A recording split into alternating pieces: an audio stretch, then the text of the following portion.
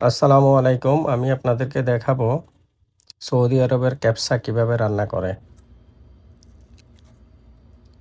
যাদের হাতে সময় কম থাকে, অল্প সময়ের মধ্যে তাড়াতাড়ি খেতে হবে, সেজন্য আপনারা একবারে সহসাই রান্নাটা করতে পারবেন।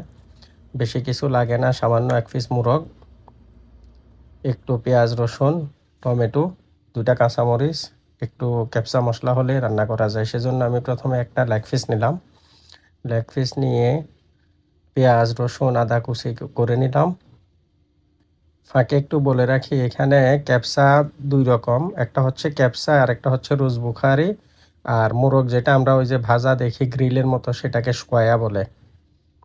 তো সেজন্য আমি প্রথমে একটা পাতিলে তেল দিয়ে নিলাম। তেল গরম হয়ে আসলে তার উপরে পেঁয়াজ, রসুন, আদা, টমেটো, কাঁচামরিচ এগুলা একটু ব্রাউন করে ভেজে নেব।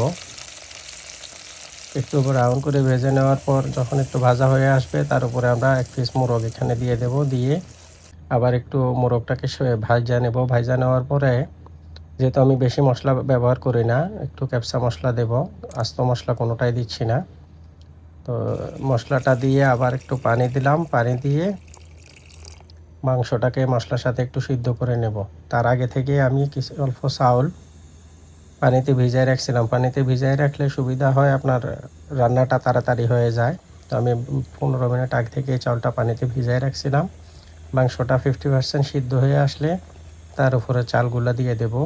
দিয়ে আগুনটা লো হিটে দিয়ে 10-15 মিনিট রান্না করলে হয়ে যাবে আপনাদের সুন্দর ক্যাপসা।